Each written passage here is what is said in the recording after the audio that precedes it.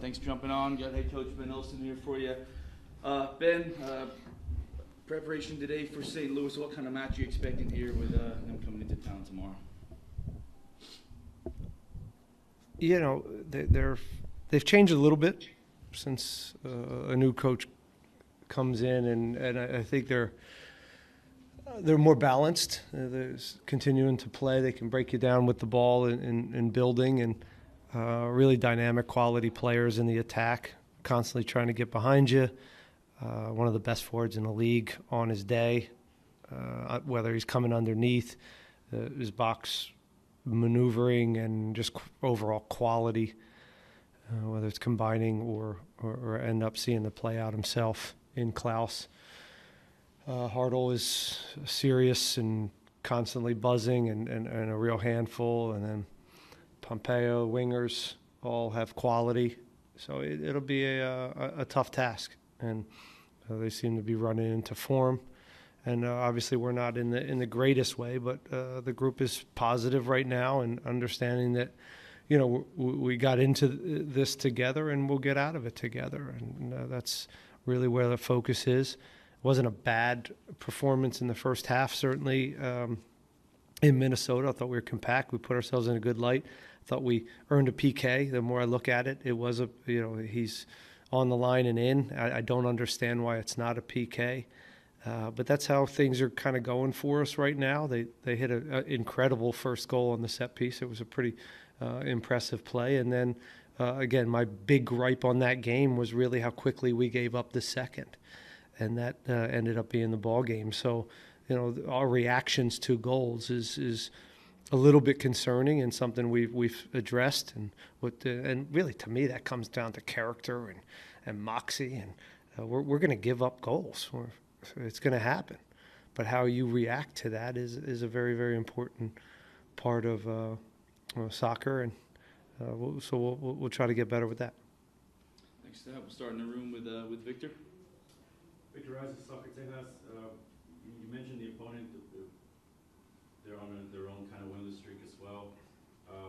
Because of their form, does it, put a little bit more emphasis on you guys have to? The emphasis, whether we play LAFC right now, Miami or St. Louis, the emphasis, the pressure is there. I'm not going to hide it. We need points. A, B, we're at home, and we haven't been good enough at home. So these are challenges that we all have to deal with in the moment, and hopefully we're up to the task. Where do you see your back line? Obviously, you've had a lot of moving pieces. Yeah, a work in progress, figuring it out. But we've had, we're always looking for competition, right, in the summer window. And a part of that, I've talked at length about how this season looks is kind of the first part, second part of incorporating these guys and figuring out what, kind of our best group is, and also what we need to push us even further in the summer. And that evaluation process is going on in real time every day. And those dialogues happening. And we're finding out each game a little bit more information, because that's really where you get it. And who's up to this, and hopefully more guys take these opportunities and run with it, and they say, you ain't taking me off the field. You won't have Griffin Dorsey. How much does that affect? It's not great, but certainly you lose a little bit of legs, and he's a unicorn in what he does. It's very hard to get players that have the engine like Griffin, and but it's okay. We've done it all year. Our back line has been just changing every game, and that's not a good recipe. You attack, you can pull that off more so than your back line, and that's been a real issue this year. Our back line, the health of it, and whether it's Daniel, whether it's Eric, whether it's the sale early, Mika, these aren't excuses, it's just reality. Anytime I've had a back four that's constantly a revolving door, it's hard. It's hard to build rhythm and connections back there in one of the most important places to prevent goals. So that's what you see, why I think some of these goals are. So we'll get that. We're going to keep looking at different ways, but also you're in danger of not building those rhythm in real time. So that's the balance right now. I don't know how much you can elaborate, which is why I asked. You mentioned the restrictions around certain players. How much leeway do you have there? How do these restrictions get? Well, I'm always pushing it. And I think when you see the restrictions, sometimes they're less than what we try to push. It's a balance. Some guys, you have different histories. Some are coming off of ACLs, right? So there's so many factors to this when the sports science comes to me, whether it's the trainers and sports science and the doctors. They're meeting constantly about this stuff. And they have different reasons. And sometimes I agree, sometimes I disagree. And sometimes I'll kind of take the risk. And so that's the balance every day. But we've got a really good crew that understands that we still need to win games and get guys out there and build minutes for these guys. But also sometimes the immediacy of the moment, you have to fight that. And sometimes smart people around you that are maybe less about the now help you. So Eric Sviatchenko can stay on the field for the rest of the year, and that's important. So that balancing act is hard because we live in a results-based industry, and sometimes guys have to go through it, and you have to make some risks. Last one for me. Nico Ladero, what else can you clarify on his status? You played him in the last game. Is that decision based on his exit and his professionalism or more of a need? What can you share on Nico Ladero? No, I didn't just throw him a bone because he was leaving. I think you understand the situation. I wouldn't ever do that. I thought it was the right game for him to give us something. There's also a minute situation here. You have 2 games in 4 days. So you have to look into the future a little bit of knowing he can't go back to back. But, and I thought he did okay, as much as I do. I don't think it's a big secret that this most likely will be. Guys are saying this might be his last game. I think that's right. Yeah, I think that's right. In fact, to the point where I brought him in today with the players and thanked him for his time here, if that's the case, because that'll happen very quickly if it happens. But just a note on him, it's been a joy, and as I said before, I'll be a Nico fan as he goes, and knowing him, will play for another 15 years until he's 47, because he can still play and still chuck, he can still run around, and he's an effective player. It wasn't the greatest stint here for him, but he's a pro, and he gave us a lot behind the scenes that you guys don't see in his leadership, and it was nice to cross paths with him for this period of time, knowing, and as I said, we always knew this was probably going to be the case at some point. If I can dive in a little bit in that, is he a player that he got presented to you when this happened months back? Did you sort of become aware? I tried to get Nico last year, before he went to Orlando. I was in the Nico sweepstakes, so to speak. When we had some great conversations then, I've been, we have been looking at him for a long time, and this opportunity presented itself in a way that we thought he was going to be a good piece, and he played what we thought he'd play. Again, he's always going to be a situational piece for us. That's how we got him. Doesn't mean a legend is happy with those minutes. Right? I've been through this many times with guys towards the end of their career. It's never perfect. But he was great. So I wish him all the best of luck. But he's still got a game to play, and he's still he'll still impact this game. All right, go to Zoom. Joey, go ahead.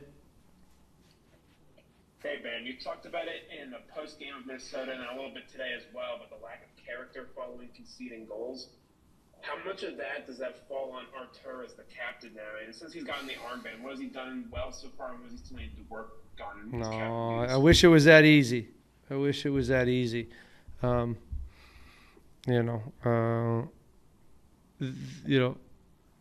a guy that everybody wants to go to battle with.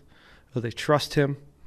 He's selfless, and he gives everything he has every moment at training and in the games, and he's also a great teammate. Right? There's different types of captains, and to put any of this on Artur is I wouldn't go there. He is the captain though, and he's so. But there's a lot of other guys that have to have character to win games. You can't rely on any one person to do that. No, I think that's unfair, very unfair. You can put it on the coach, but not on Artur. All right. And so, and over the last few games, you've been swapped. You've had Bassi start some games. You've had him come off the bench some games. How are you guys working with that formula of having him and Linger or coexist in the team together? Still figuring it out. Still looking for right relationships, and this is you got to be careful mixing it up all the time, and because again, I talk about relationships all the time on the field, and the games are really where you really build that chemistry. So we're going to continue to see what we got and have competition and play the team that suits the opponent, but also guys that we haven't seen and need a chance to show. And again, hopefully guys take it. Hopefully guys play and say, nope, I'm not coming off this field. I played too well. And that's how we figure this out. Unfortunately, we're in late June figuring some of this stuff out. But that's just the reality of where we're at right now. And so we got to figure out ways to get results as we do this. Thanks so much, Ben. Rudy, go ahead. Hey, Coach. Toyosi Olsen was brought in to reinforce the attack. Obviously, we haven't seen many minutes of him so far, but is it a matter of fitness, tactical fit? Are you still working to get things done? He's still building rhythm. He's still building rhythm. Frankly, I think Gabe's been doing really well. You talk about competition right now. Gabe got his shot in the New York City game, scored 2 goals, and we won, and he played well. So, we play with 1 forward. So it's not always easy to carry 3 when you have you have to cover depth and you're making changes, and as you have restrictions on guys coming back, you need players on the bench at certain areas. So sometimes it's just a matter of numbers. There's of course situations where we would use Toyosi late in the game, but I can't always carry 3 forwards. And right now Gabe's form is he's been good at training. And more importantly, he's been good in the games. He came in the other night, and I thought he gave some good minutes, quality minutes. So that's really what that is. He's doing fine. He's growing. He's understanding who we are and what the demands are. So I anticipate him seeing more time as this goes, but we'll see. And as far as the opponent, St. Louis is a team that thrives in chaos, pressing, forcing mistakes. I think they attack pretty fast. But what's your message specifically to your midfield and your back line in terms of composure under pressure, Ben? Well, sometimes it's not about giving them the ball. Sometimes it's bypassing pressure, and we have solutions to deal with that and how to not get too caught up in playing through the press rather than playing around it. Through it, past it. So you just got to take what's there, and it's difficult when teams press high up. But we still have to be brave. We still have to play. We can't completely abandon, who we are and how we want to go about the game and building it. So it's a balance, and that balance changes when you play in a team like this, as you said, that's going to come even numbers and press the game. Again, we have solutions that we prepare them for. They understand what they are, and then can you execute it? They'll turn you over at times because that's the nature of it, but that it also leaves them exposed.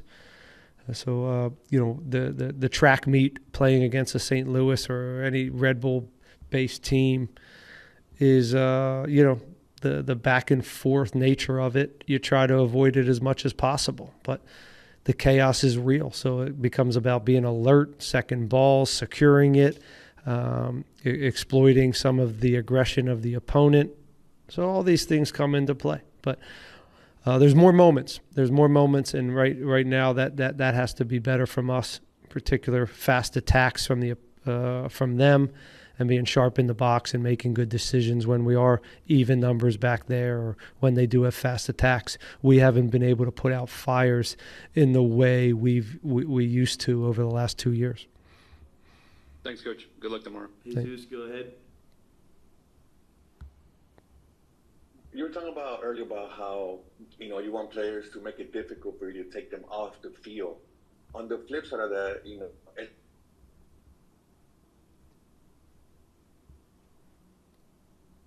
We lost you, Jesus. What's the second part, Jesus? Can't hear you. Come back to you. Who else? Go somewhere else. We'll come back to you. We'll go to Luis. Hey, Luis, how are you? Hey, Ben, Good. how you doing? Good. Sorry if you've already touched on this, but obviously the initial objective was to make the playoffs. You guys said that at the beginning of the season. You're still in it, still a lot of football left to be played. Only about, I think, maybe 3 points from those last 2 wild card spots. Is that more of a close reach or reachable objective right now, or are you still thinking, maybe higher up on the table? Well, that's the first objective, is to get above that line. I don't care where it is. And then if and when that happens, we'll keep trying to climb. It doesn't matter where we say we want to end up right now. This is the situation we're in. We need to win points as every game.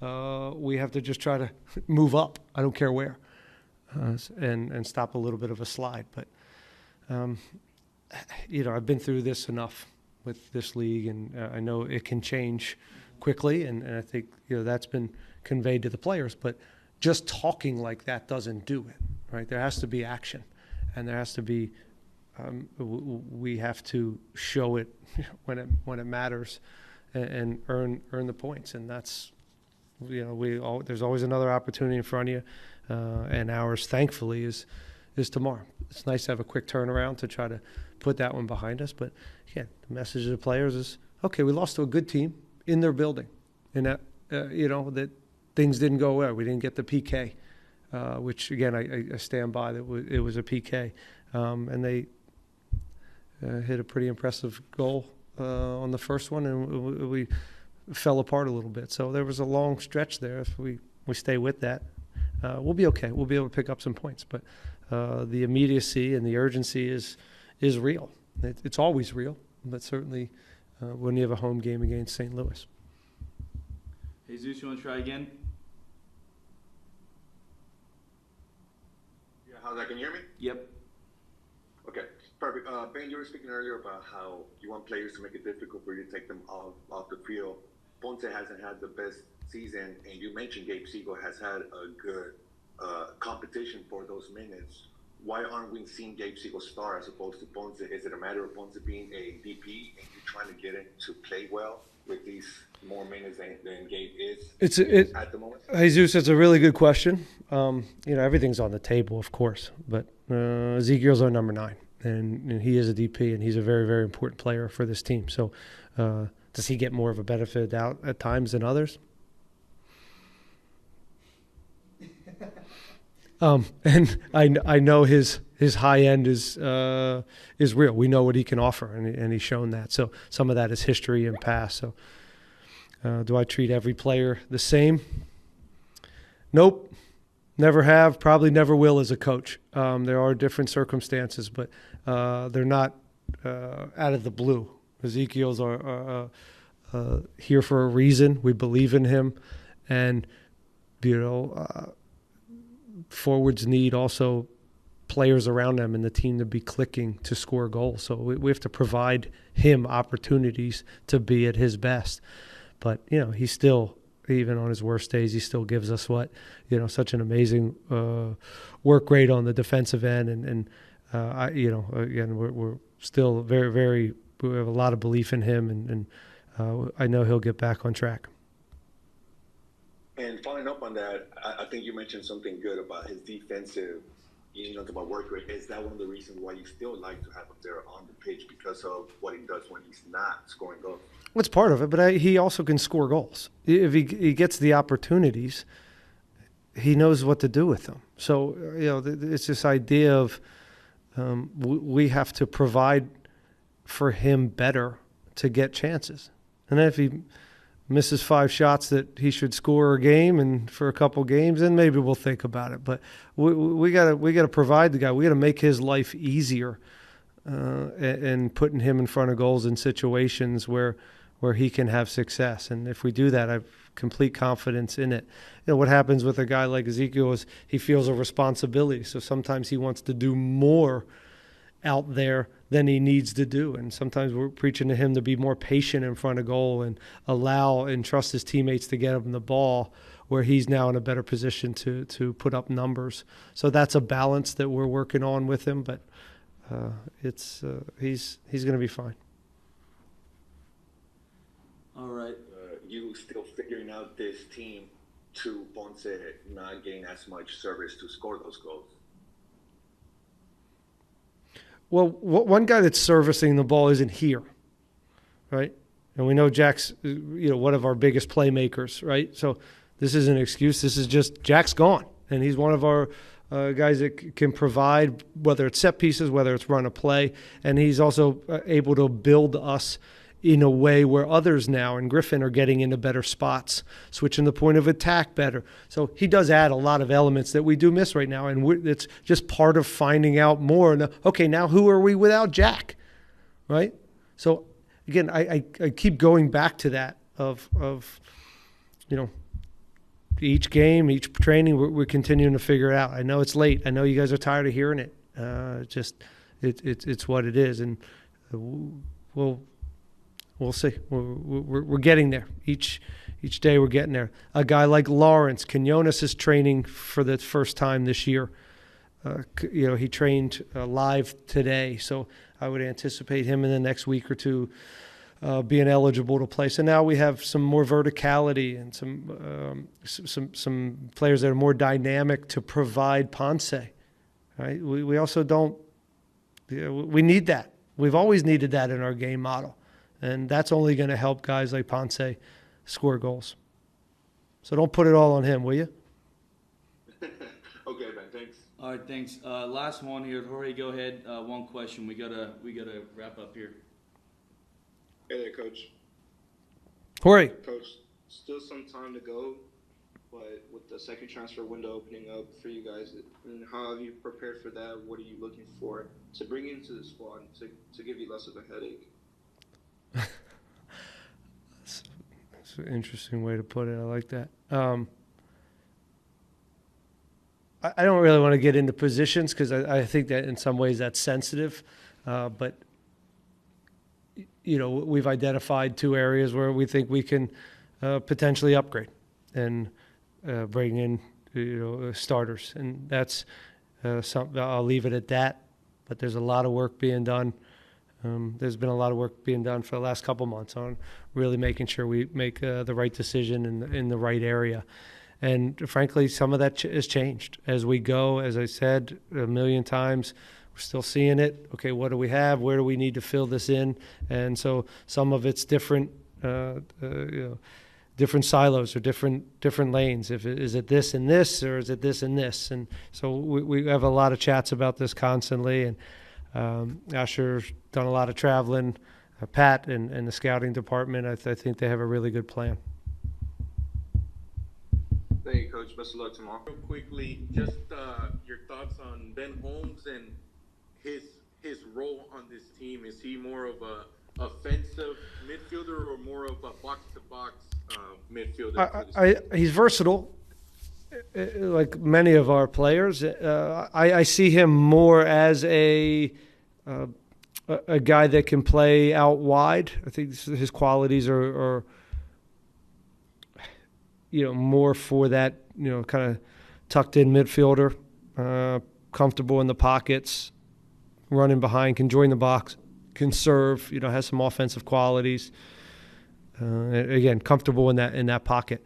But that also lends him to be more of a two-way midfielder, just a little bit lower. So he can do both.